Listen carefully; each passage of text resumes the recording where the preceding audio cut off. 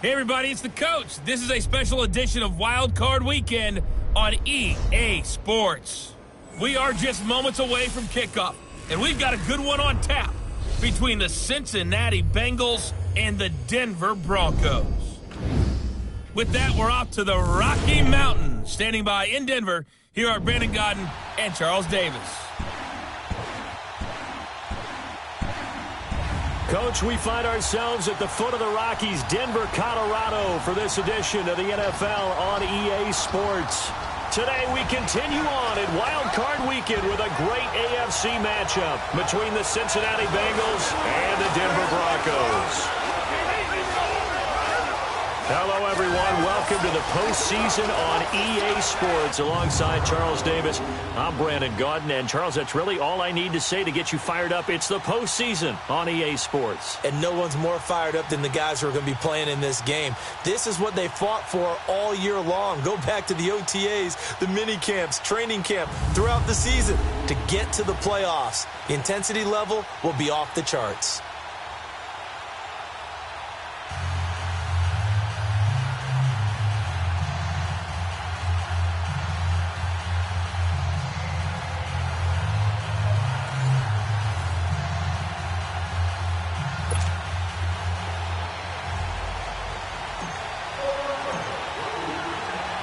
The battle for the Lamar Hunt Trophy begins as we're underway in this AFC wildcard game.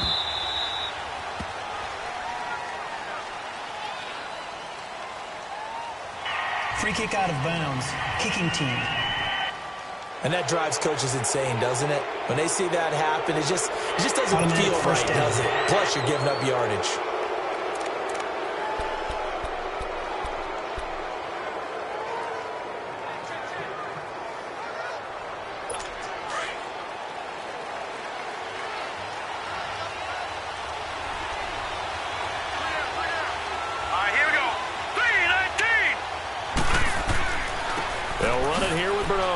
He'll take this from the 40 up to the 45 for a gain of 5.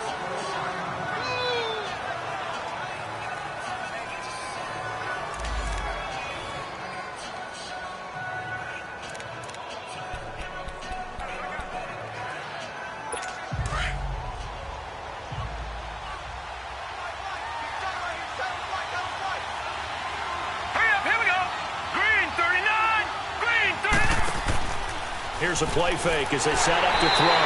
He'll be brought down by the Broncos. It's a sack.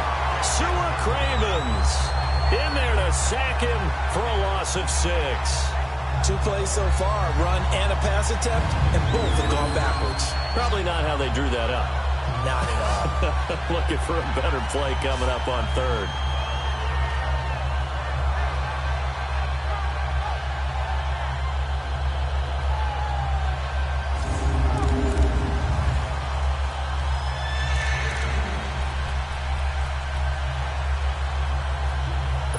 Little trouble thus far on their opening drive as they come up on a 3rd and 11.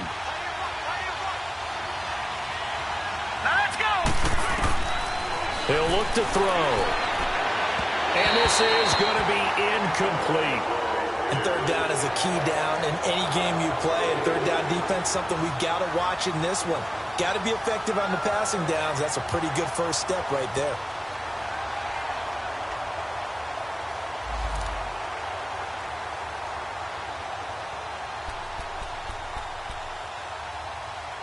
So on 4th down, on comes the left-footed punter, Kevin Huber, to punt it away. He'll send this one into the mile-high air, and it's a good one.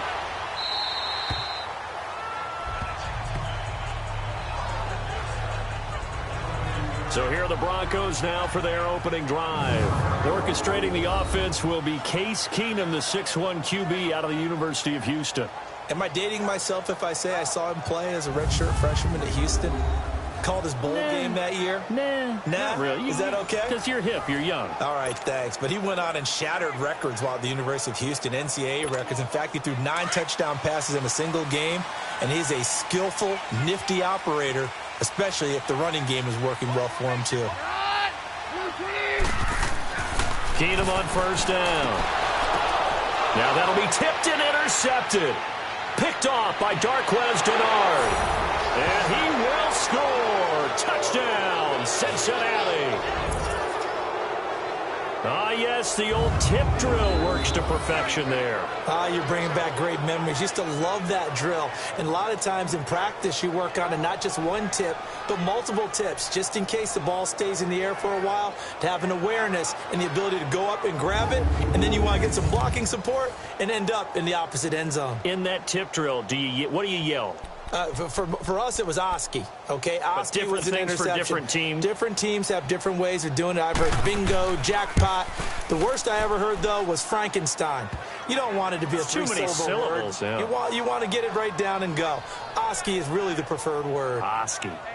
Extra point up and good by Bullock. And that makes the score 7-0.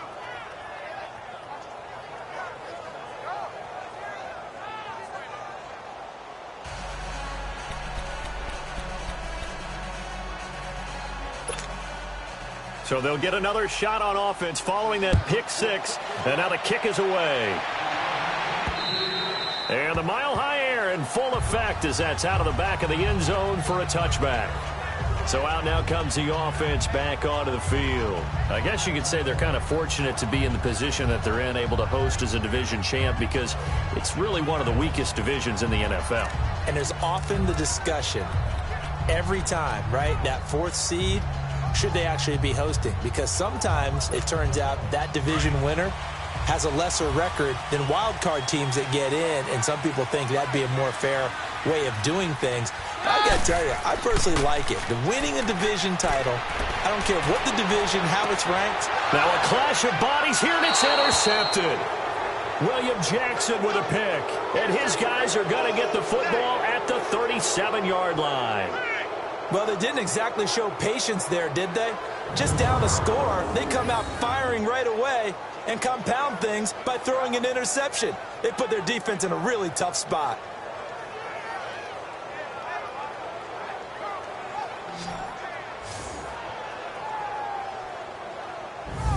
Now this offense ready to head back out there. They bring the 5 seed into the playoffs. Of course, they're one of the wild card teams. And when you're a wild card team, it makes it a little bit tougher. You have to win the extra game. But there's been a precedent set of teams doing that successfully in the past. And it's usually teams that have aspects that really jump out at you and are really factors in the playoffs. I mean, Pittsburgh, they rode a heavy run game with Jerome Bettis when they won in 2005.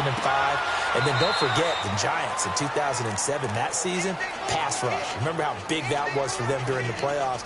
And for Green Bay, it was the quarterback play of Aaron Rodgers. So to me, it's a matter of what's going to affect the game in a big way. Can that aspect of your team really make those plays? A lot of times it's pass rush and quarterback play. And he's got the hook up to Brandon LaFell. His first catch of this wild card game, and it's good for a first down.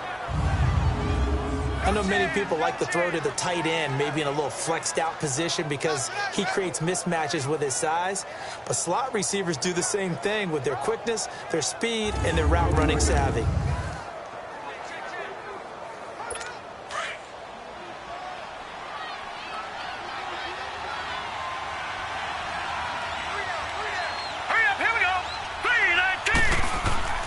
Now a play fake here on first down.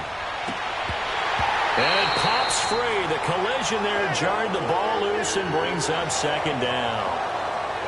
You get a tight end like this, and you know he's used to dishing out punishment, but here, he's one that has to absorb the contact, and as a result, unable to hold on to the football.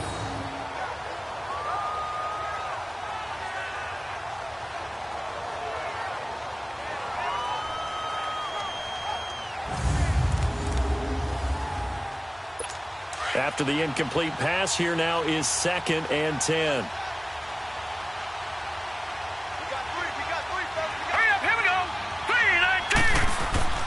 The play-action fake. They'll look to throw. He's got his man on the crossing route. And he goes down, but not before getting this inside the 25. A very solid gain of 27. The goal for any offense versus a zone defense, find the holes where guys are available and put the ball on the receiver before any defender can step up and fill it. They did it well there. Perfectly executed crossing route.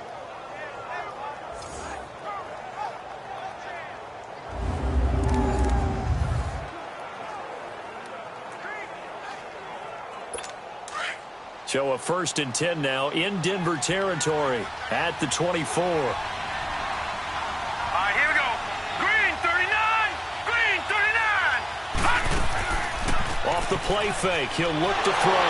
And the Broncos get there and take him down. How about that? One of the so-called little guys putting the pressure on. That was a strong safety. When I was in college, we often called that a lightning blitz.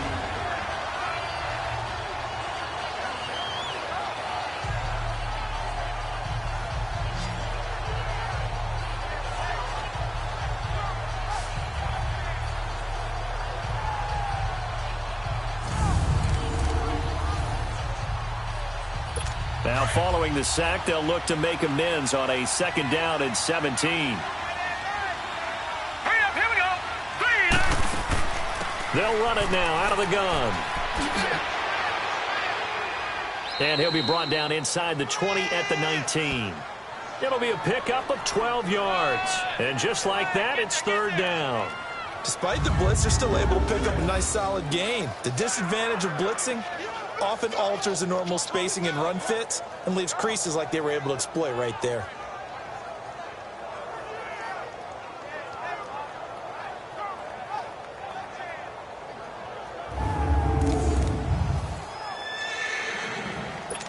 So 3rd and 5, defensively expecting pass. They've got 6 DBs out there. Set. Blue 90. Blue 90. They'll look to throw here. And Eifert has it. And he will have the 1st down inside the 10 to the 9-yard line. His first catch of this wild card game, and it's good for a 1st down. One thing you're hoping for when you run drag routes, you're able to hit a receiver in stride, and he can pick up a lot of yardage after the catch. But in this situation, the defense was effective, able to stop him before he could get a good head of steam going.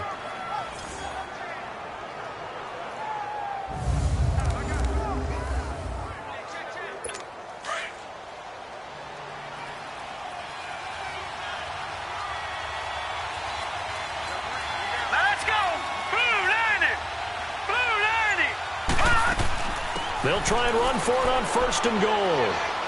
He pushes forward for maybe 3 down to the 6-yard line. Well, that call makes sense because they've been throwing it well on this drive, and once again they show passing formation, showing the shotgun. Then they ran out of it. That's a nice play by them defensively, though, to hold it to a short gain. The 6-yard line, the line of scrimmage on 2nd and goal.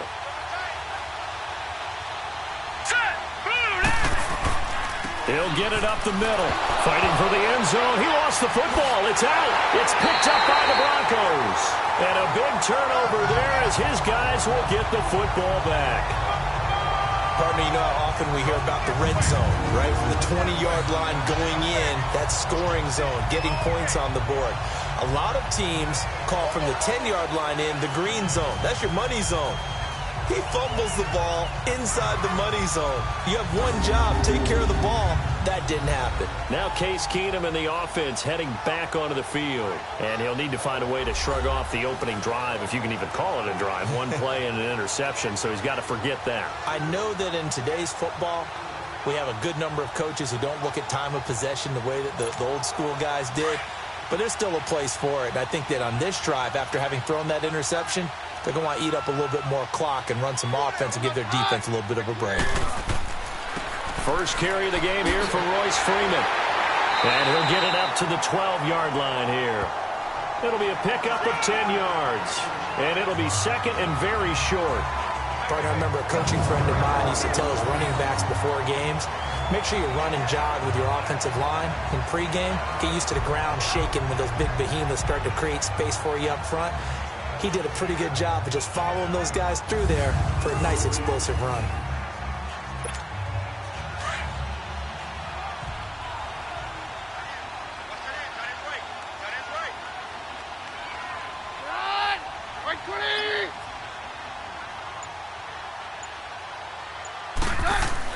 On 2nd down, Freeman. And he'll get it up a little shy of the 15. They'll spot him down at the 14-yard line.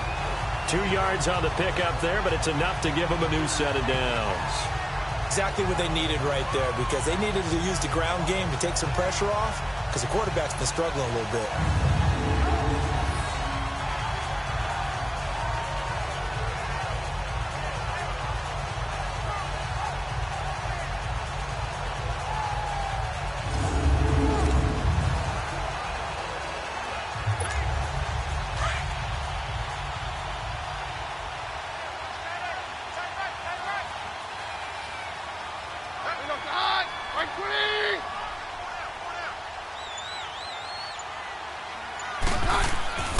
This is Freeman on 1st and 10. And a nice gain there as he'll be taken down just shy of the 20. Give him 5 on the carry there, and it'll be 2nd down. The offensive starters now for the Broncos. Let's focus outside on Demaryius Thomas. His numbers were down slightly last year. First time in the last 5 years he didn't top 1,000 yards. But this guy's been to 5 Pro Bowls. And when I think about the evolution of his career, from his time at Georgia Tech where they were running an option offense and he didn't catch much more than bombs, to now being a complete receiver, no reason in my mind to think he won't be over 1,000 yards again in the future. And he's able to get up here to the 26. 7 yards there, good enough to move the sticks. That was a route run not just with dexterity, but with intelligence.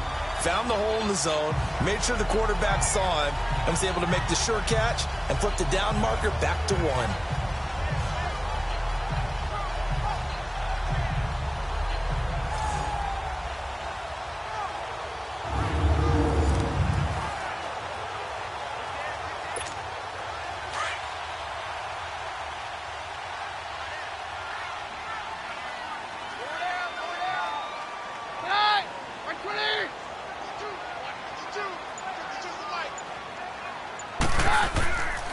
Now a handoff. It's Freeman.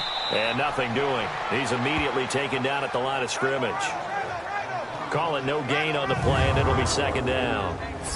Partner, your thoughts on this D-line? I love a unit that can control the run and get after the passer. This is an all-around terrific defensive front. Hard to move the ball against them on the ground, and then when you want to throw it, look out. Here they come after the quarterback. Let's go.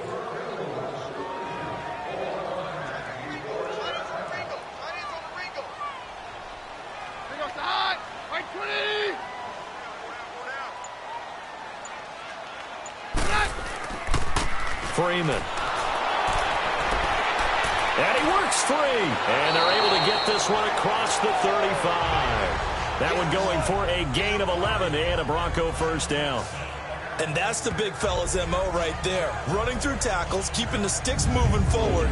This defense, if you don't bring 11 guys to the ball to try and get him on the ground, he's going to keep making runs like that. I feel the press box shaking every time he touches the rock.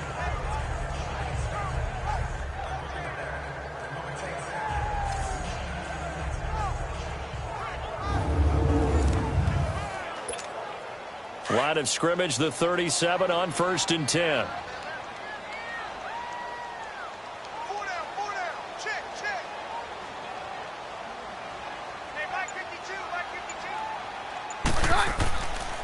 This is Freeman.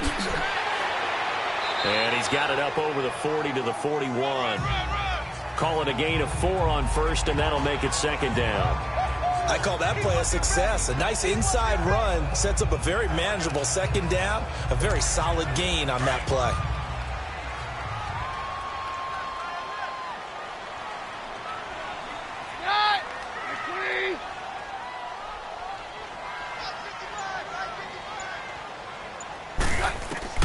They'll try the air now with Keenum. And that's complete to the tight end Hireman. And he'll go down right around the 47 this time. 6 yards is the pickup, and that'll lead to a 3rd down.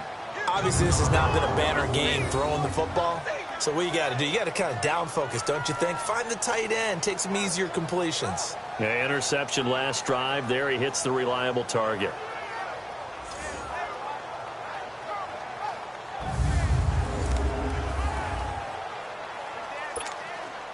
This will be the 8th play of the drive, and it's 3rd and inches. They'll run with D'Angelo Henderson.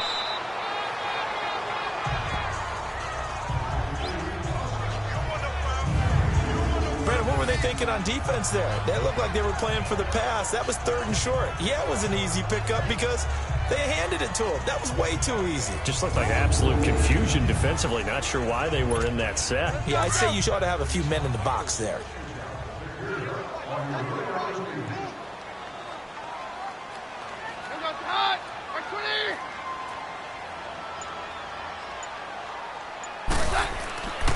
Back to the ground, this time with Freeman. And he's going to take this one down inside the 45. 9 yards is the pickup there, and they'll have a 2nd and 1. Getting the sense, Charles, they're going to put a big emphasis this afternoon on the run game. And why not? What we're seeing so far is working pretty well from them. And here's the best part. We always talk about the best performers do their job when the lights come on. I think he likes natural light best.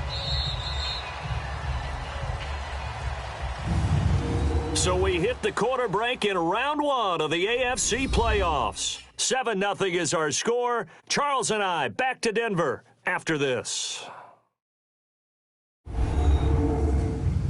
The NFL on EA Sports is fueled by Gatorade, the sports fuel company.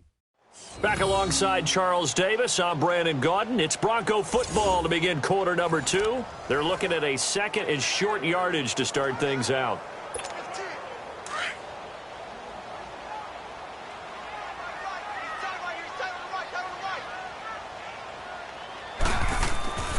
Now it's Freeman. And he gets it inside the 35 and just shy of the 30. That one good for 13 and a Denver first down. I hope we give enough respect to the big guys up front because they have been getting it done on this drive. The holes have been large, and they've been barreling through them, picking up first downs.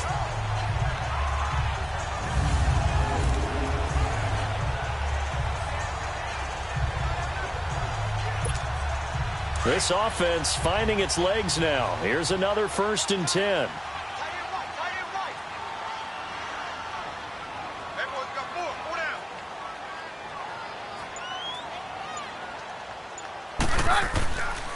Here's Freeman.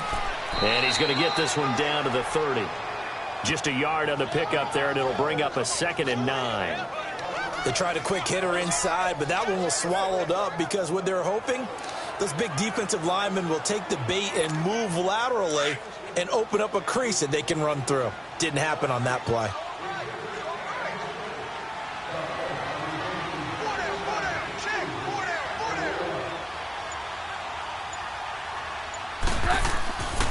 And now a 10th carry for Freeman. And they'll get this one to about the 20-yard line. A 10-yard pickup, and it's enough for a Broncos first down. Tremendous blocking by the interior of the offensive line. They didn't just gash him there. They blasted a gaping hole for him to gallop through. I think if he comes back to the huddle, he better be giving them a whole lot of credit and thanking them for that much space to rumble.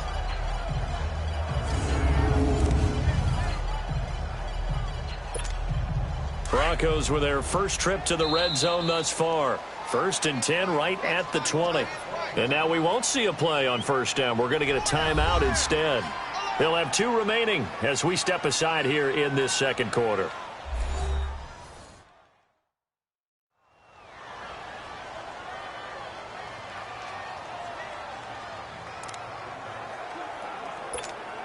Took nearly the entire first half, but a first red zone opportunity for him here. 1st and 10 right at the 20.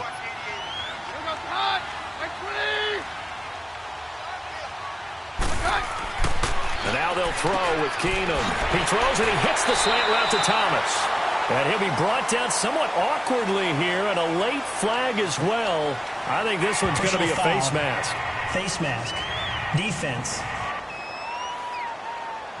Charles, did I just hear that right? They declined the personal foul. 3 yards, they just declined them. And I have to think that the official is thinking to himself, did I just hear that correctly, that you declined that one? All I can think of is that someone on the field got confused. Must have. It had to, because you're going to take the yards on that penalty each and every time.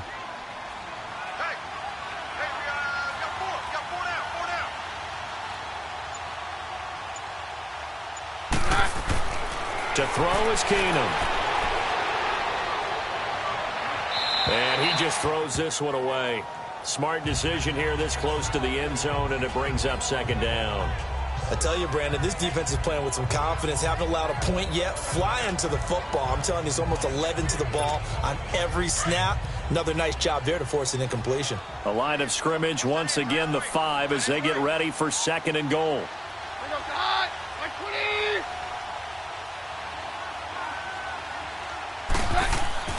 Back to throw, Keenum. Under pressure, down he goes. Sacked at the 10. Nick Vigil. Able to get in there and take him down for a loss of 3. We said it before the game, and I think it's still apparent. If these guys are going to advance in these playoffs, they're going to have to wreak some havoc coming off the edge. Yeah, wild card round. They told us the wild card could be that defensive pressure. They showed it there.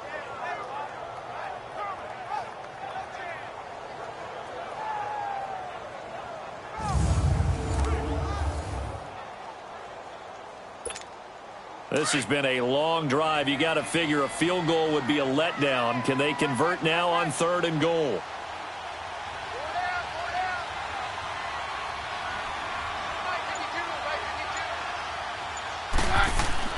To throw, it's Keenum.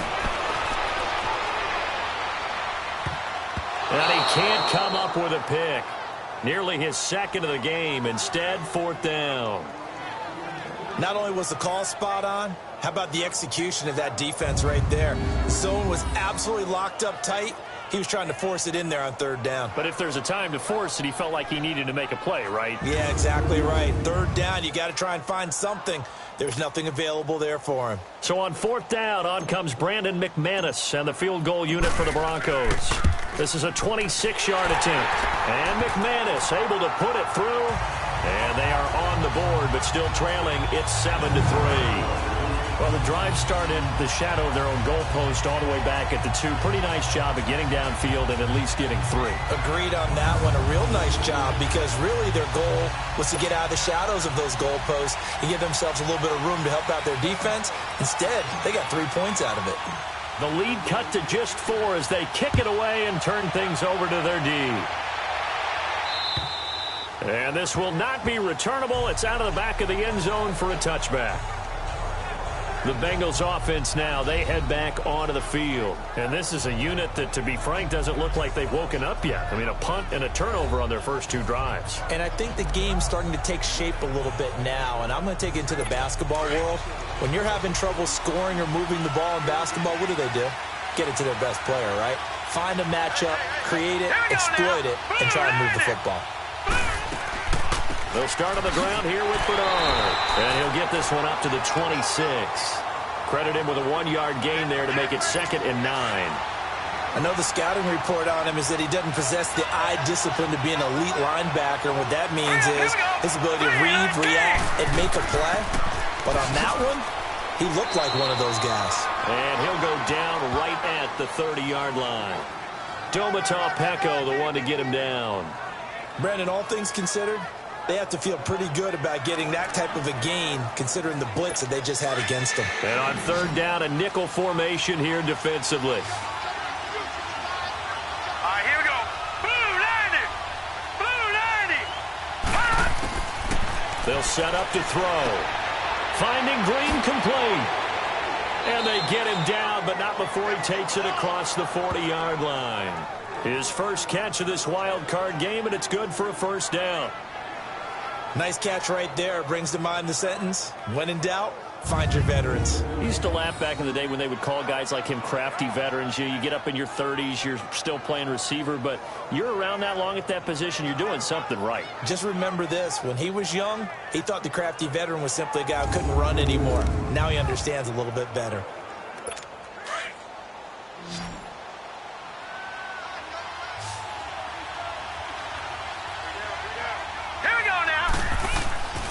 Back to throw now on 1st down.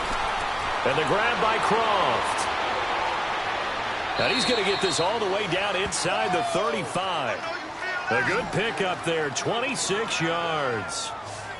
But when you hit him on the move like that, and he's able to get into open field with a full head of steam, oh boy, it's going to be tough to get him down. Yeah, there was a big window. They're lucky they did get him down.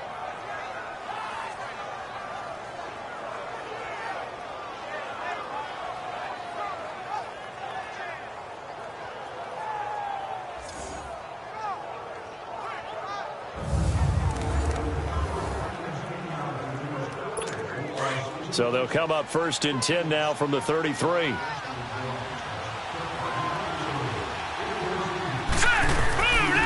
Now Bernard. And he will cross the 30 down to the 29-yard line. Give him 3 on 1st down. It'll set up a 2nd and 7. They tried a quick hitter inside, but that one was swallowed up because what they're hoping, those big defensive linemen will take the bait and move laterally and open up a crease that they can run through. Didn't happen on that play. They'll drop to throw. Green with a catch left side. His second catch in this wild card game, and it goes for a first down. This drive, it's been a good mix. 3 passing plays, 3 runs, hitting on all 3 of those passes, and the last one putting him in the red zone. So wouldn't you think play action right here? Because you've got the ability and had the ability to run it and throw it. Go play action and take your shot at the end zone.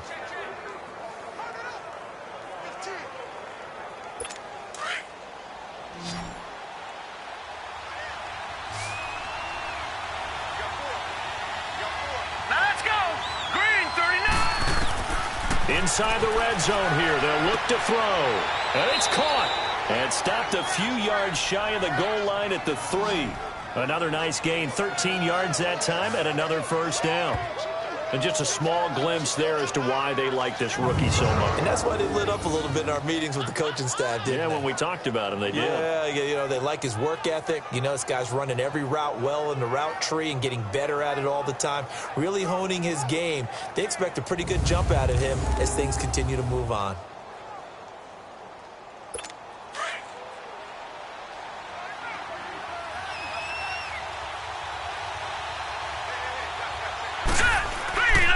They'll give it to Mixon. They're able to get a couple here, but won't get across the plane as they stop him right around the 1. Well, it's been the air game that's taken them down on this drive before they finally turned around and handed it off on the last play. And now they're looking for the big boys to get him in the end zone. Couldn't do it there. It'll be interesting to see. Offensive lines had to pass block a lot on this drive. Will they be able to revert and fire out and create some space in the run game? Now they'll throw here out of the gun. And he's got it. That'll be a loss of a yard, and it leads to a 3rd down. Sometimes it pays to be lucky rather than good.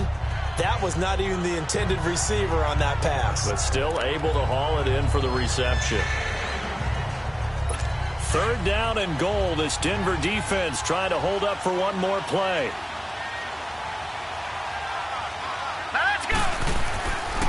Now back to throw.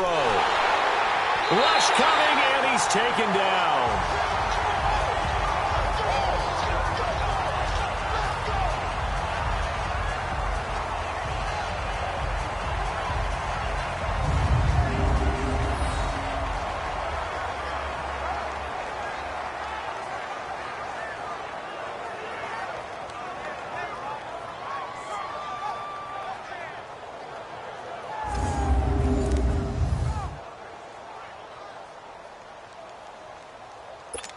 Here's Randy Bullock now as he'll go for the field goal.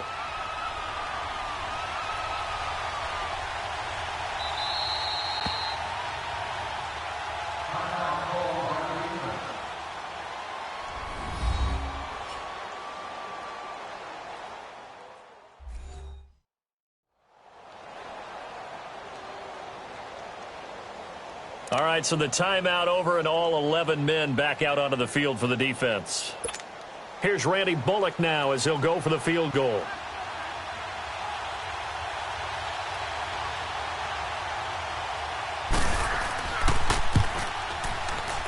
And Bullock will put this one through, and they push the lead up to a touchdown now at 10-3. So the field goal there caps what winds up to be an 11-play drive. Well, partner, that's a lot of offense to run there to only get 3 points. So I just wonder, are they going to recycle those plays because they were successful in getting 3? Or do you go to another section of the playbook trying to find ones that get you into the end zone and get you 6? After the field goal now, it's Bullock to kick it away. Now on the return, Brendan Langley. And not a bad return here. He gets it out to the 25-yard line.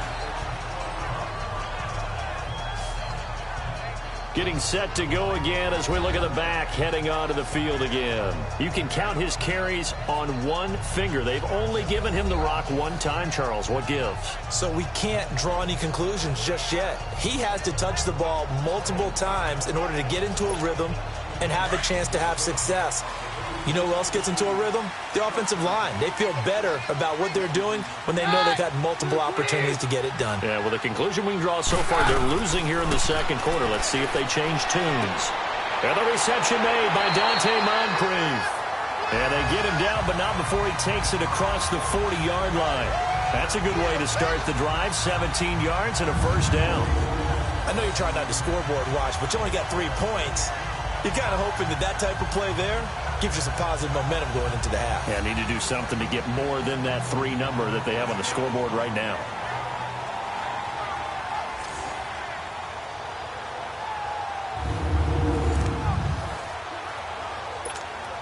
Well, they don't need to run another play here before the 2-minute warning. Let's see if they do it anyway.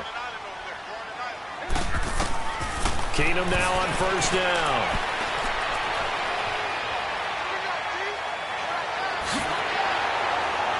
And taking it across midfield and inside the 45. So 1:56 to play in this first half. Back with more AFC playoff action after this timeout.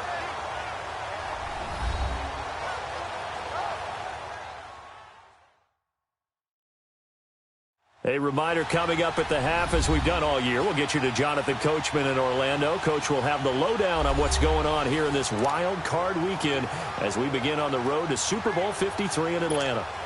So they go from one 42-yard line to the other as they come up now 1st and 10.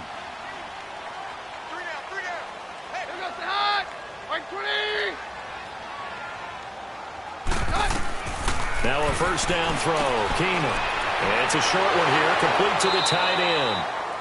And able to break one tackle, but then quickly brought down. But a nice little gain. 7 yards, the pickup on the pitch and catch. Brandon, perfect defense in this situation would have meant that there was an incompletion. They would have picked it off. Okay, so they gave up the completion. But I really enjoyed watching how the defense stayed in sync, stayed in great communication. And as he dragged across each zone, you see him pointing, communicating. There he is, and they passed him off to each defender. Ended up making a nice play, even though it was complete. Able to get 7 on that first down pass play. 2nd and 3. Working from the gun, Keenum. Oh, a battle for it here, and this will be caught. A good pickup there at 22.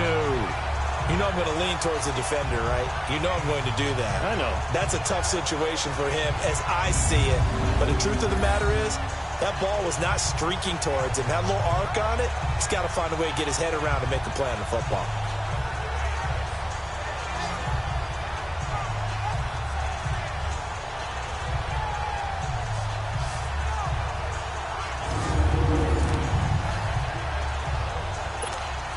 Keenum now 6 of 10 in this first half. He's got his guys a first down here.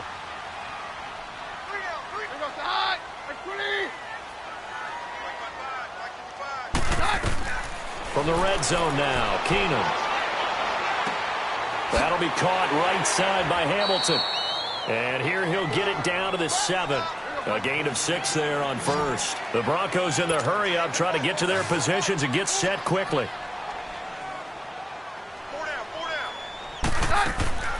Keenum to throw again. Throwing for his line back, and he's got him complete. And they'll be driven back here, losing yardage to the 9. This will be a 2-yard loss on the play. And that'll make it 3rd down. Keenum throwing once more. Oh, the ball comes out on the hit, but they'll say it's incomplete. Well, it's been a tough go for them. These guys have been driving down the field. But defensively, once they got their backs to the goal line, turned up the pressure, that's going to lead to a 4th down. Well played.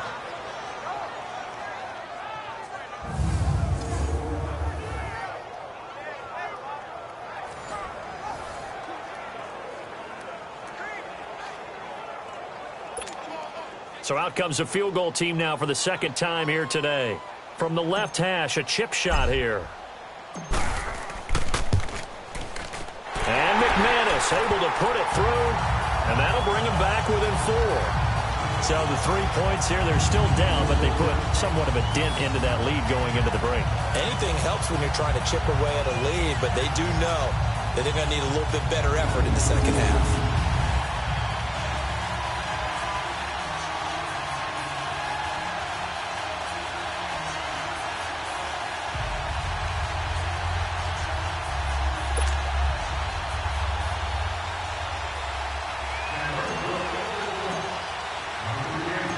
The lead cut to just 4 as they kick it away and turn things over to their D. And that'll carry over the back line of the end zone for a touchback.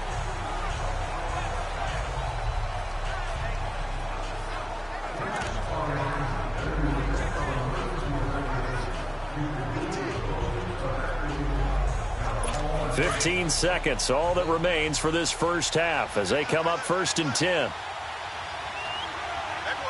Here we go now. Blue landed.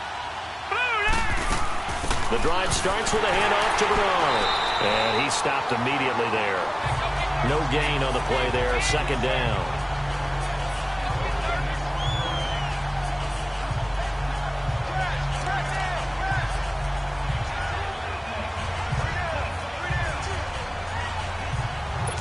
They had the run for no gain. Now they'll try again from the 25 on 2nd and 10. So we're at halftime of this AFC wildcard matchup. As we send you on out to our studios in Orlando, here's Jonathan Coachman at REA Sports Halftime Report. All right, Brandon, thanks very much. This is the 4th and final game here on this wildcard weekend. We'll get back out to you guys in just a moment. But first, let's take a look back to yesterday's AFC wildcard game. And it's the Jacksonville Jaguars who are moving on to the next round as they were able to knock off the Houston Texans. Meanwhile, nothing settled in our wild card game. It's a tight one as we get ready for the 3rd quarter. Standing by to take you the rest of the way, let's get it back to Brandon and Charles.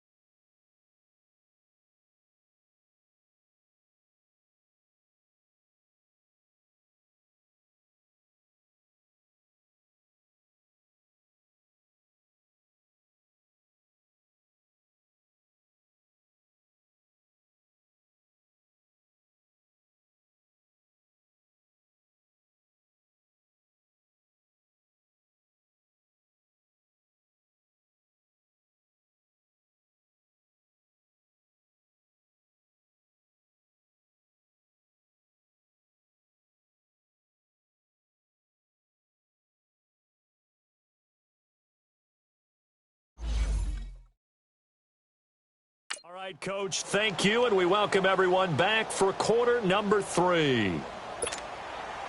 Both teams try to avoid being one and done in these playoffs as we start the second half of this AFC wildcard game. This will be taken to the back of the end zone. And no run back here. This will be a touchback, and it comes out to the 25-yard line. Here comes the Broncos offensive unit here as they'll have it first to begin this third quarter. They're down here, but very much in this game. What's the tonality of a coach's talk when a game is within striking distance like this at intermission? Typically, what they're doing is emphasizing the things that went well in the first half and wanting more of that. Sure, you've got to go over some of the errors and clean up some things because there's a reason you're down. But overall, I think they want to stay positive, stay up with this team. We're just starting the second half, and we've got the football. Let's go ahead and punch it in, and then we'll take it from there. And he's going to be intercepted a third time. Picked off by Preston Brown, the linebacker. And this one will be brought back to the 22. First possession of the third quarter, an interception, so maybe a second-half tone setter. Indeed, and not the tone they wanted to set. That's the equivalent of running out the wrong door and running into your pool instead of running out onto the field. A real dud for that one. Has that happened to you before? No, but I've heard stories about teams actually doing that back in the good old days. So here are the Bengals now as they get their first possession of this second half. We have not seen much on offense from either side. These last few drives, it has been a struggle, hasn't it? Totally, and you're thinking to yourself right now, if you're on offense trying to get things figured out, okay, we self-scout every week in our game plan. How many things do we do at certain times? What are our tendencies? Time to go to some of those tendency breakers and try and create some offense. They always have those in their back pocket, don't they? You have to, and if you don't keep abreast of what you're doing, you lock into a rhythm and make it easy for the opposition. Looking for tendency breakers right now.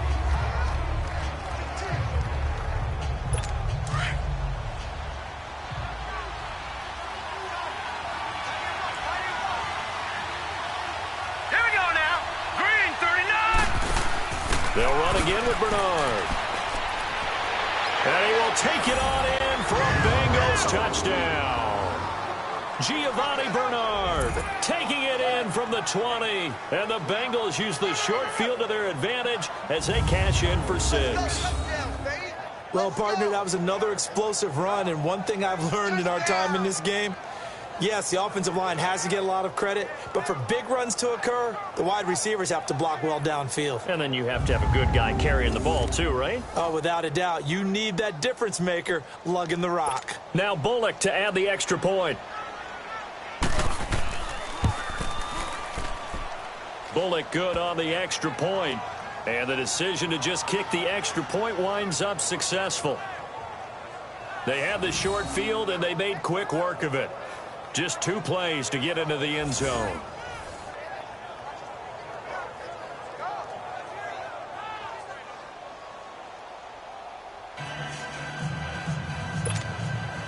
Bullock out now to kick this one away. And this will be a touchback as that sails over the end line. And Denver getting set to take the field. And last time wasn't pretty. 1 play and an interception. We'll see if they can do better. I want to see if they want to go ahead and throw the ball again now on this drive after what happened on the last one. Throw it on the first play. Give the quarterback some confidence. See what happens. Keenum going to lead the Broncos up now 1st and 10 at their 25-yard line. They'll run with Freeman here to begin the drive. Looking for a cutback lane, but nothing there as he's met at the line of scrimmage. No gain on the play. It'll be 2nd down. Perfectly designed blitz right there. They took that one from the grease board to the field because they were able to free up their linebacker to get into the backfield and spill the play.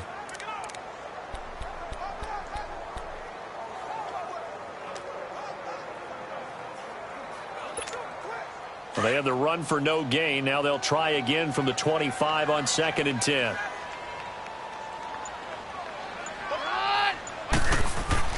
Here's Keenum now on 2nd down. It's a short one here, complete to his tight end. And he'll get to the 29-yard line, brought down there. That catch good for 5. It's 3rd down. And, partner, I think that's a great example that not all tight ends are created equal because everything was right. Got the completion, but he's not one of the more dynamic guys in the league. So even though he caught it, couldn't turn it into much more.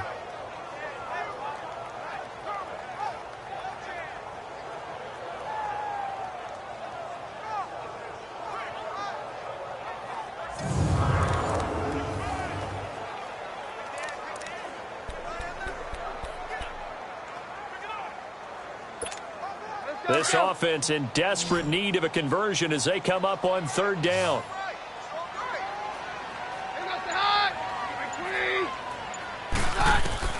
Throwing on third down, Keenum. And he will find his man on the outside.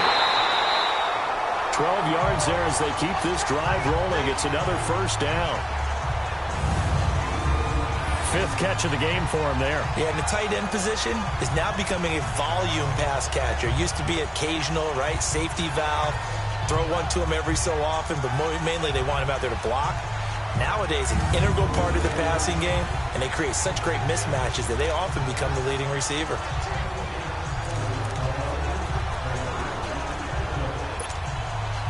Keenum now 10 of 16 throwing the football. It's 1st and 10. From the gun, here's Keenum. Going right side here, and that's complete. And he'll get it out to midfield. Looks like, yeah, they'll spot it right at midfield at the 50. Seeing that play and understand just how tough it is to cover tight ends, especially the ones running around the NFL nowadays, makes me glad I didn't make it in that league. I would have had a really difficult time. But now you get to sit up here with me. Yeah, and that's fun, isn't it? And what a really nice game right there on first down for them. Brings up a nice second down for them.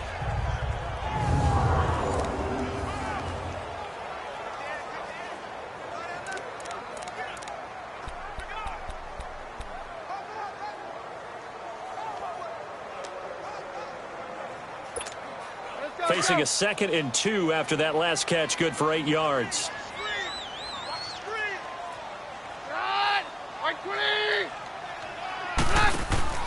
From the 50, it's Keenum. And they will not get the connection there. It's incomplete. Jake Butt, the tight end, his intended receiver. And it's 3rd and short. There are a good number of coaches that any time they call an in route are really worried about the play because there's so much traffic ordinarily that the ball has to get through to get to the receiver. And on that play, it was batted down.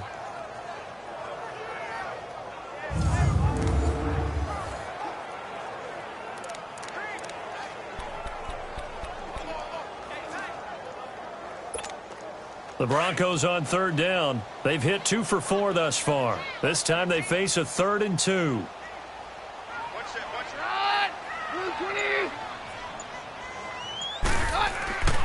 To the air again, Keenum. And he's got Moncrief. His 2nd catch of this wild card game, and it goes for a first down. This has to go down as one of the simpler routes in the playbook, but oh so effective. Nice completion there. Keeps the sticks moving.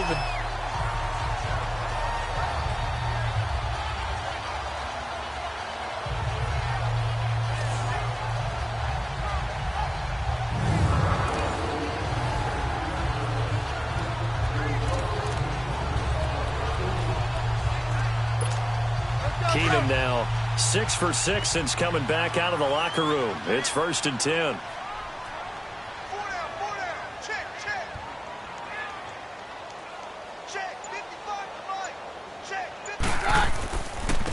And they'll go with the ground attack here. They'll fight forward for a couple down inside the 40. Well, they certainly had success throwing the ball in this drive and not as much running it as we just saw once again on that last play. Stopped after a very short gain. But I wouldn't abandon the run totally because otherwise, pass rushers just tee off on your quarterback. Makes it very, very difficult for him in that situation. Keenum to throw on 2nd down. Firing quickly here, and that's complete. And he's going to get it down to the 33-yard line here. 6 yards is the pickup, and that'll lead to a 3rd down. It is hard in zone coverage to stop a curl route because when they see it, They just try and find the open spot and sit down. Yeah, we always talk about finding the soft spot in the zone. What's the key to doing that? How do you do it? You have to read what the coverage is. Is it 2 deep? Is it 3 deep? Because then you know where the linebackers are going to drop, what spots in the field they naturally get to, and you find that open space, and then you're in sync with your quarterback. He should be reading the exact same thing, and they put the ball right on you.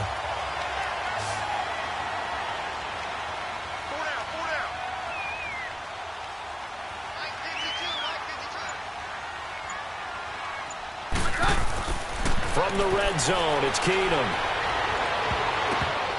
Trying to lob it in there, but it's incomplete.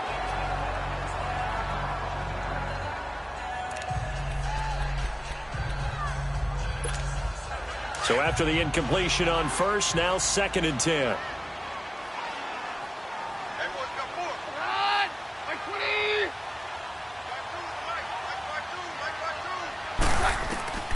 Again, they'll throw with Keenum. Over the middle, he's got Deshaun Hamilton. And he'll go down here at the 12-yard line. The reception good for 7. It's 3rd down.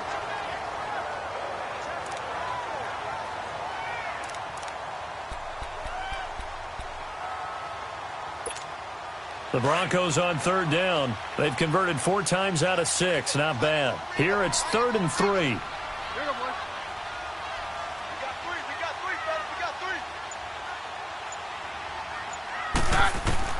Again, Keenum. And this is caught. For the moment, it's a touchdown, but multiple flags down, so let's sort this out. Illegal touching. Offense. Down in this one, they needed that score, but they'll have to hold at least for the time being. You're exactly right. Points that they had to have. As you said, they have to regroup now and see if they can get them another way. And McManus able to put it through, and that'll make this an 8-point game. So it's a 3rd field goal for him now. He's accounted for all 9 points. I look down to the sideline, though. You can just tell they weren't too happy for 3. They wanted 6. So they have to have 6. Look, he's keeping them afloat, but they really need to do exactly what you talked about. They need to get into the end zone and score some touchdowns. Otherwise, he's going to have to kick a lot more field goals than just the 3 he's already put through the posts. So the lead trimmed down to 8 as here comes the kickoff, and it's away. This will be taken in at the 1. And his guys will get the football right at the 20-yard line.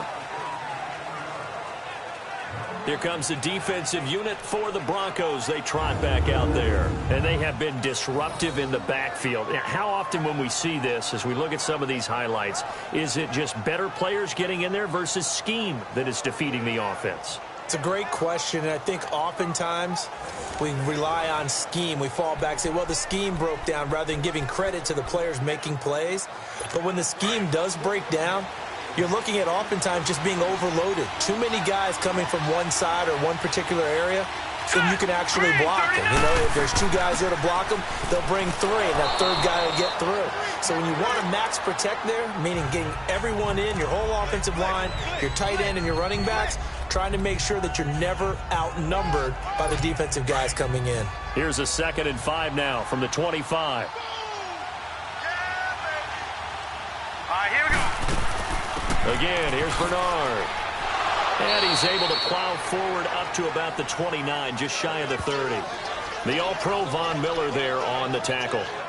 They're trying to show that they can run the ball and protect this lead. Give it to the backs, play a little bit of keep away, don't you think? And that's probably a good philosophy at this point, going to make that defense stand up and stop them. The offense on 3rd down tonight, they've hit 2 for 4 thus far. They're looking at 3rd in the nose of the football. Now let's go. Here's a play fake as they set up to throw. And that is incomplete. Perhaps they overthought this one a little bit. They've been running it real well on this drive, and it was 3rd and short, okay? They decided to throw the football incomplete. Yeah, they might have thought just a little bit too hard about that play selection. Here's Kevin Huber now as he'll punt it away for the 2nd time. And this is away. It's a high kick, and he got all of it. And a little too much mustard on that one. It hits a couple yards into the end zone. A missed opportunity there maybe to pin them back.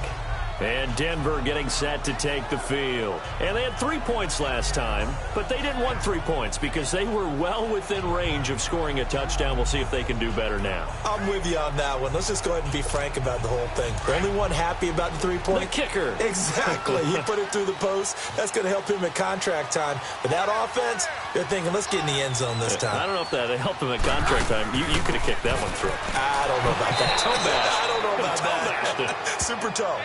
And he's going to be met at the line of scrimmage and taken down. Doubling this guy has to be a priority before moving up to the next level because the big fella, he just ate that one alive, just stuffed it. In fact, before the game, he was talking to us, and he's like, hey, these pants make me look fat? And we said, nah, man, you're just a whole lot of guy. He is at well over 300 pounds. He's a big man. Throwing now is Keenum. And he's got his favorite target yet again. It's complete. That one good for 13 and a Denver first down. Like so many tight ends nowadays, they have no problem at all putting him in the slot and letting him go to work. And that's a nice pitch and catch right there for a first down. So they'll come up 1st and 10 now from the 33.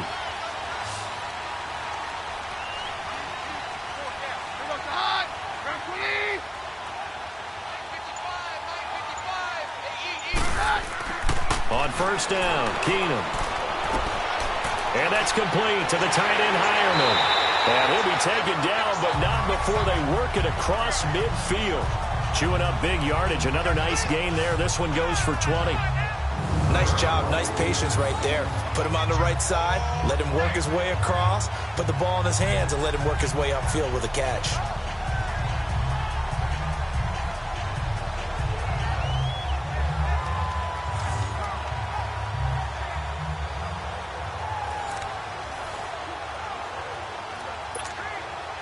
So they'll come up in Bengals territory now with a 1st and 10 at the 47.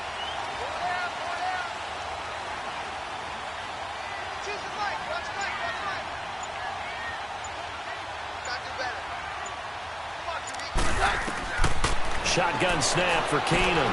Finding his safety valve here. That's complete. And he'll be brought down at the 45-yard line. They'll get a couple yards on that one, and that'll make it 2nd down. Everyone's got to be able to catch the football. Doesn't matter what position you play, but if you're on offense, be aware a ball may come your way.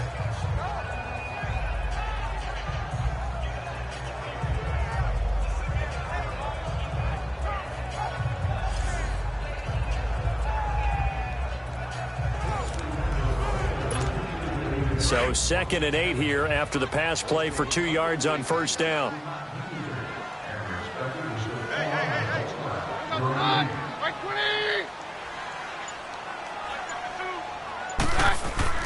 Off the play fake, Keenum. And his pass is intercepted for the 4th time today. Picked off by the linebacker, Vontaze Burfict. And he'll take this across midfield and inside the 45. So their woes on offense continue. That's the 2nd pick thrown here in the 3rd quarter. And we know it was ill-advised, but that was an opportunity to help them get back into the game. Instead, he throws another interception, and now their task is even tougher.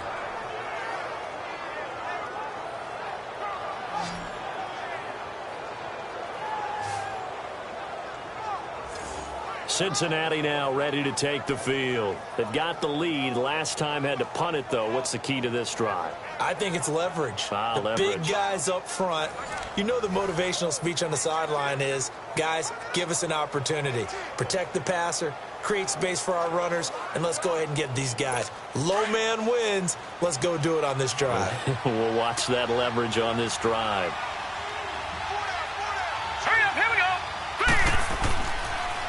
Now a carry for Bernard. And they will stop him after a fairly minimal pickup. Darian Stewart there to bring him down. Brandon, we talk all the time about those hybrid players, guys who could do more than one thing. And I think if you're playing strong safety in the NFL today, you are a true hybrid. Part linebacker, part cover guy. And coming up, sticking his nose in the mess there and making a nice play defensively.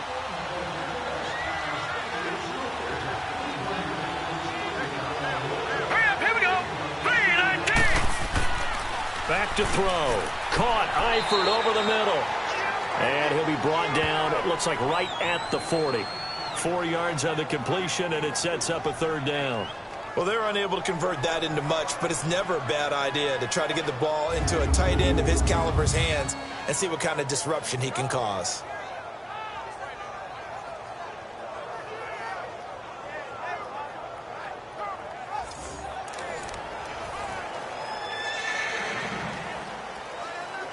Now the Bengals on third down, 2 for 5 to this point. This will be 3rd and 6.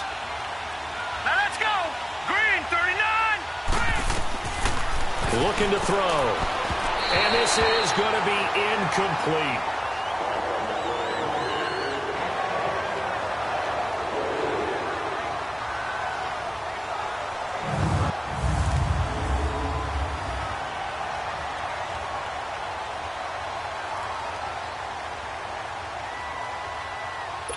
So coming on now is the field goal unit. They're going to try for 3, and he'll need all the leg he's got here.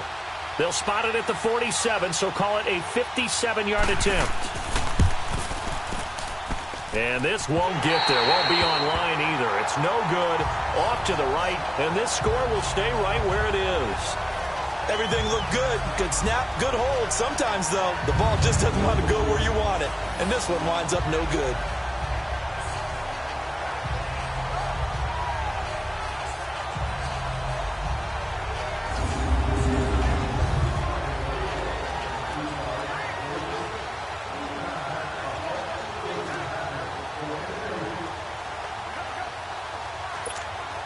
Keenum going to lead the Broncos up now 1st and 10 on their side of midfield at the 47.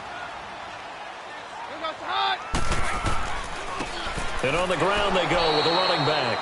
And he is met at the line of scrimmage, and he goes down right there. Officially no gain on the play, and it's 2nd down. Early down stuff to put this offense in a precarious position. We know that securing the point of attack, especially against the big-bodied guys in the middle of this D, has got to be priority 1. Welcome back now to Denver. It's the Broncos trailing, but they do have possession of the football as we begin quarter number 4.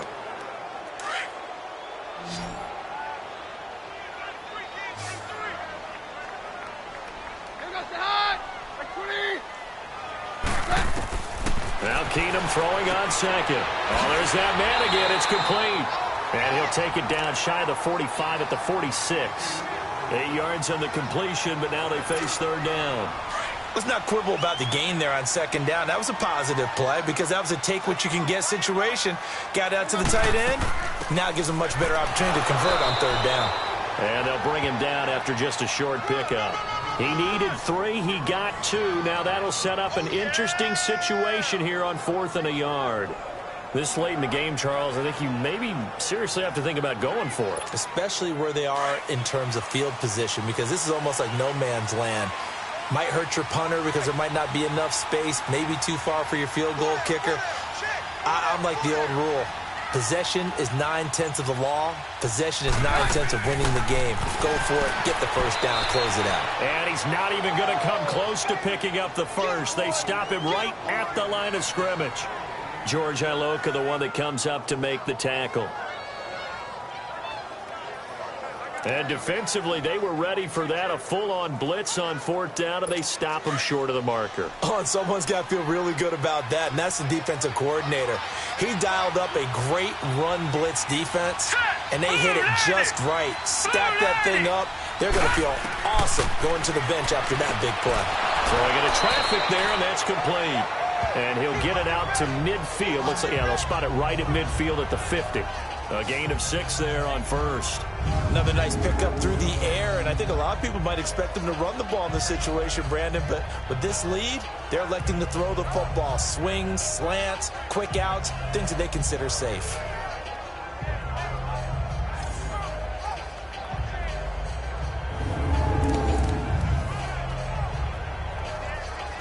Six yards was the pickup on the last completion, so here's 2nd and 4.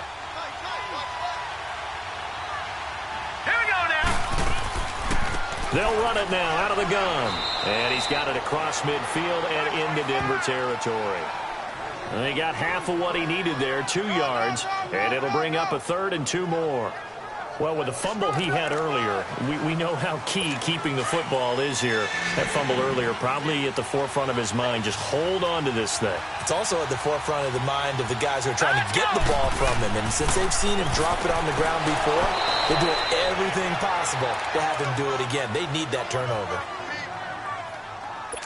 This quarterback now, 5 straight completions here in this second half. 1st and 10. They'll drop to throw. And the catch good. It's Eifert. And this time he's able to take it down to the 42. The completion good for 3, and it's 2nd down. It's vitally important to wrap him up immediately, because if you let that big guy get ahead of steam up, boy, then you've got real trouble trying to get him down. But they're able to hold him to a short gain on 1st down. That 1st down completion only netted him 3. 2nd and 7. Now let's go. Green 39. Green 39. Out of the gun. They'll look to throw. And a big loss here as he's taken down. Von Miller in there to pick up his 2nd sack now of the afternoon. The amount of sacks that they've absorbed in this game is absolutely extraordinary. Let's just face it. This offensive line, flat out, cannot handle this pass rush. It's been demonstrated time and time again.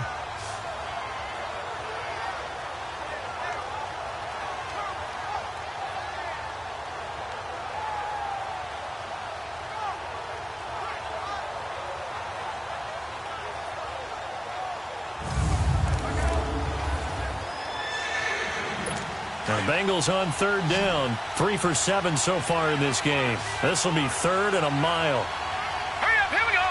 Green 39. They'll look to throw here.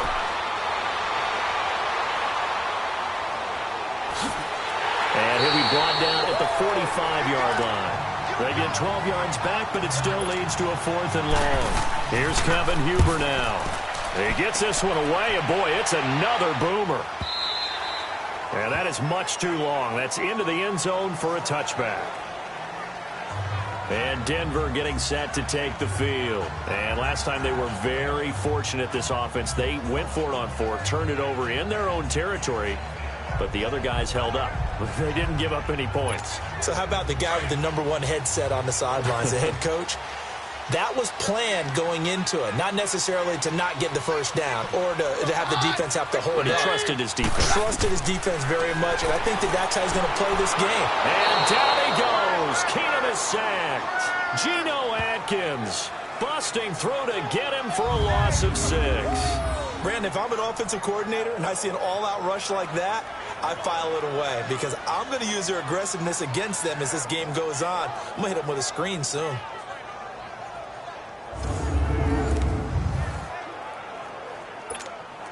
Work to be done here on 2nd and 16 after the sack.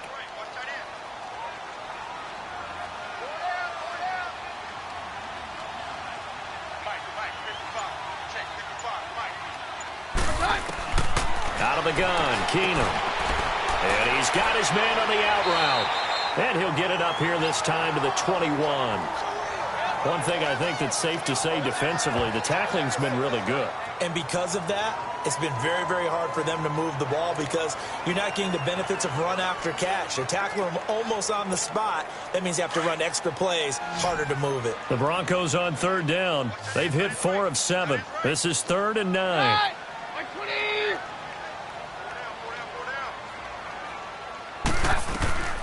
Working from the gun, Keenum escapes the sack. Now he'll go deep down the middle. He's got a man, complete. And they've got it well across midfield down to the 40 before it's all said and done. A gain of 39 that time. That was an excellent read right there. Saw cover 1. That means it's just a single high safety. So you know if you throw the ball to the outside part of the field, help is going to be a little bit late getting there. And he puts one out there for a big-time completion. So the big play moves him all the way across midfield to the 40 now for 1st and 10. Keenum going to throw. And now here's another interception. picked off by Preston Brown, the linebacker. And the return out shy of midfield to the 46-yard line. The interception woes, they just continue to mount. He's thrown 5 picks. At this point, you got to be thinking, is it something between the ears? I think a confidence hit does occur once you start getting those numbers up there a little bit. But as you and I both know, it's not always just one guy's fault. Maybe somebody ran the wrong pattern. Maybe some balls were tipped. It could be so many different things. Bottom line, though, it comes back to the guy throwing them. Cincinnati now ready to take the field. They're out in front. Last time they had to punt it away. We'll see if they can add to their lead now. They don't want to go out and punt it away again. This team now wants to get a cushion, put people away. They want to run their offense and have it end up in the end zone. All right, here we go. They'll begin here with Bernard.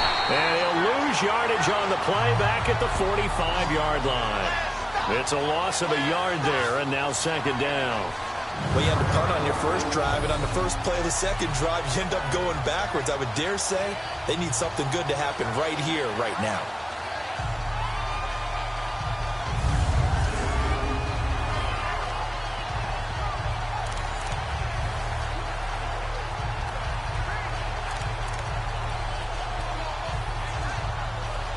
A loss of a yard there to start out. That leads to a 2nd and 11. Set. 3-19. He'll drop to throw. It's incomplete. Took a shot, couldn't connect. He was looking for his favorite target, A.J. Green, that time. And it's third down. Oh, boy, partner, did that just happen? I've got my hand over my eyes right now because, like him, it's going to haunt my dreams, too. He was wide open. How did he overthrow him there? Defensively, just very lucky. You know that they got away with one there. Hurry up, here we go. Green, 39. Green. Back to throw here. And able to find Green. And he is tackled inside the 40, not quite to the 35. And the play goes for 19 yards, gives him a new set of downs.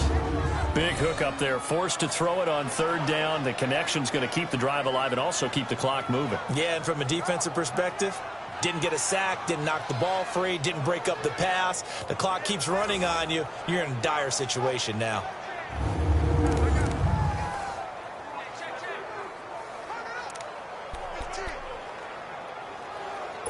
This quarterback now, a perfect 8 for 8 to start the second half. Not bad. 1st and 10. Here we go now. Green, 39. They'll set up a throw. Complete to the right side. It's Eifert. And he's going to get it down to the 33-yard line here. The completion good for 3, and it's second down. Well, they were unable to make anything really big out of that. But it's not a bad idea to find your tight end and give him an easy completion and keep moving things forward. Almost as bread and butter as a good running back dive play.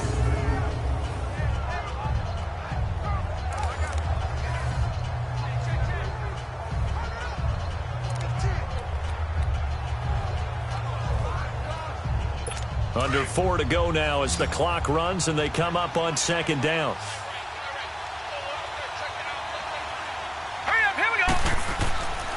Again, he'll drop to throw. To the left side here for Eifert. And he'll work it inside the 30 to the 29-yard line. Well, the strategy was evident there. Get it to your tight end and make it a one-on-one play with a cornerback. Who's usually going to win that one? The tight end, but not there. Not in this situation. How about the corner defeating that logic and making a really nice tackle?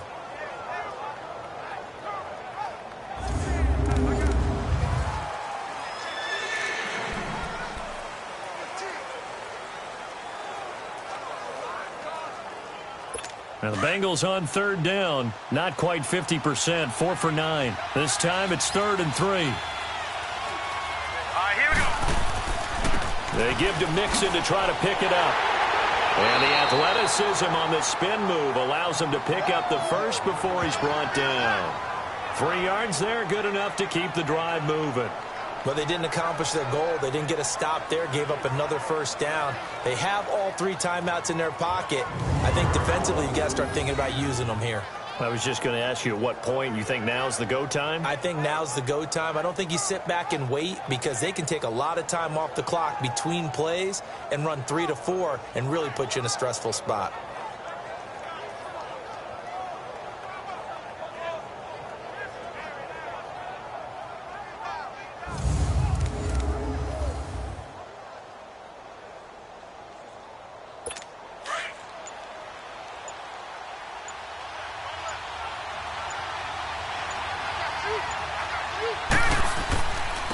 Here's Bernard. And he'll lose yardage here, going down back at the 28. It's a loss of 2 there, bringing up second down. It's a tough one right there. He ran right into the teeth of the blitz as the linebacker was freed up in order to stuff that one for a loss. I think quarterbacks got to see that. Got to find a way to audible into something a little more advantageous. He'll look to throw. And that's going to be incomplete. What's the old adage? Be quick, but don't hurry? Well, that went right out the window there. He was hurried, harassed. That ball had to be gotten rid of, otherwise he was going to get sacked.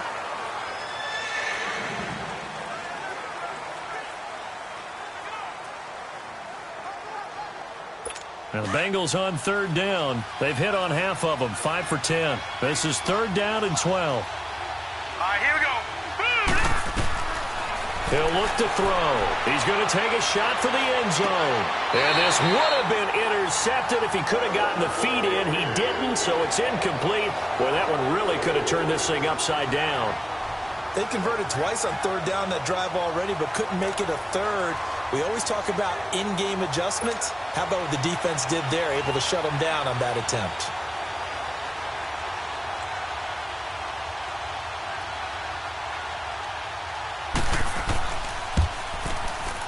And Bullock will put this one through, and that will bump the lead up to 11. So his second field goal of the game, and that could turn out to be the big one.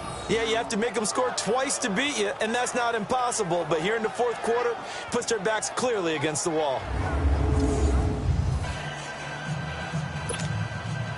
After the field goal now, it's Bullock to kick it away. This one fielded at the 5. Then he'll take it past the 25 and up to the 28-yard line. Time for a break. We'll come back to wrap this one up after this.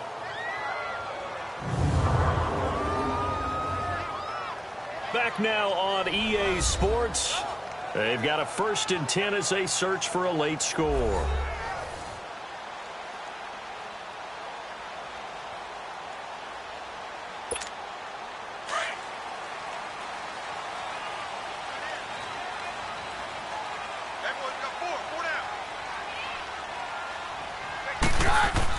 Trying to shake off the interception. He'll look to throw. And he whips one in there complete. That's Demaryius Thomas. The completion good for 3, and it's second down. The Broncos in the hurry-up try to get to their positions and get set quickly. And they'll go ground game here with a tailback. And he was able to shed the tackle, but the reserves come in for the stop. Brought down by the cornerback, William Jackson. And that's one of the reasons you like to blitz even on rundowns. It confuses the blocking assignments. It doesn't allow those offensive linemen to get up to the second level.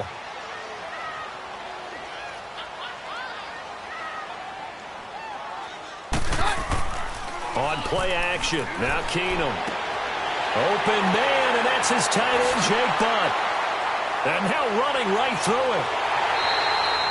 A big play there for the Broncos on third. 45 yards. Clock management definitely critical here if they want to get back in this game. Absolutely agreed. They have to up the tempo in this case, down a couple of scores. Want to make sure they have a chance to win this ball game.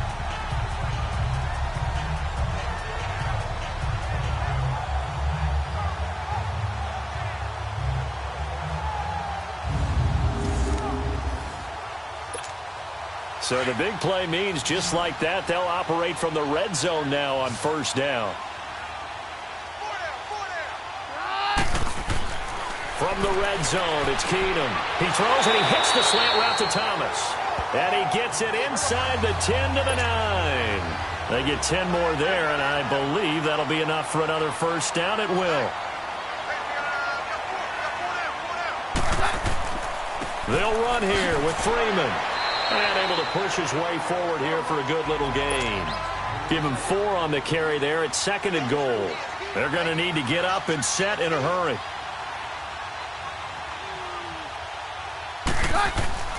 They'll give it to him up the middle. And he takes this one into the end zone. And all of a sudden, here in the final minute, things get a little bit tighter. Okay, game on. Don't go anywhere yet. You got a one-score game now. Probably going to rely on the onside kick coming up. Yeah, they have to. It's not a high percentage play, but it's better than not having a chance at all. And that's when you put your leapers and your flyers on one side, get that high hop, and hope that one of the guys can come up with it. And on the other side, get that hands team ready. No doubt about it. So now a big play here as the Broncos will line up to go for 2.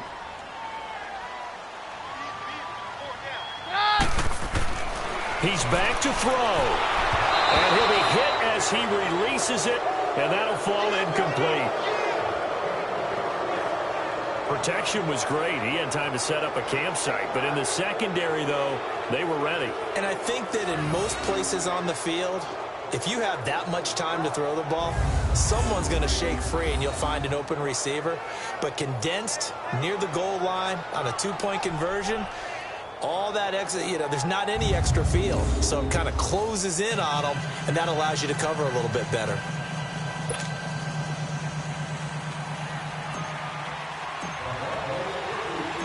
A 5-point game now as here comes the kickoff.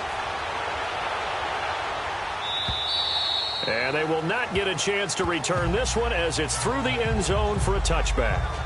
The Bengal offense now gets set to head back out onto the field. And after the field goal last time, we'll see what they can get here. And at least they got points out of the last drive, Charles. I never met an offensive coach that didn't want to drive to end with a kick. Most of them wanted to end with a PAT, right? In this case, a field goal, they'll take it. Way better than the alternative, which is a punt. Yeah, but you met fan bases that wanted that, that weren't happy with that field goal. I haven't met a fan base yet that wants to drive to end with a kick other than the extra point. That's it. And he'll fight forward to about the 27-yard line.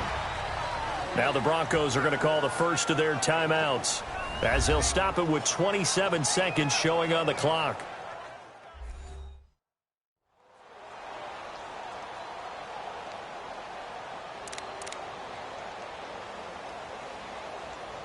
They'll break the huddle, come up on 2nd and 8 at the 27-yard line. Hurry up, here we go. 3-19. 3-19. And they'll run it here.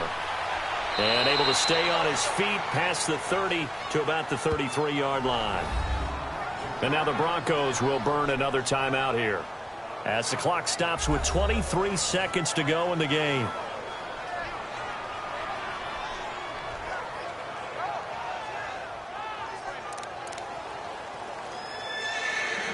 Now, the Bengals on 3rd down. They've converted 5 times in their many chances thus far. Here it's 3rd and 2. All right, here we go. Green. And they'll go on the ground. No gain on the play there, and it'll bring up 4th down. Now the Broncos will use their 3rd and final timeout as the clock will stop with an even 20 seconds left to go.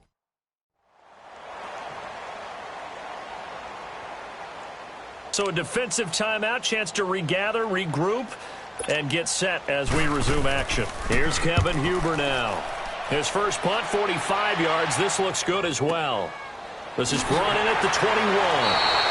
43 yards on the punt, return of 4. And control of the football, switching hands here with very little time remaining in this contest.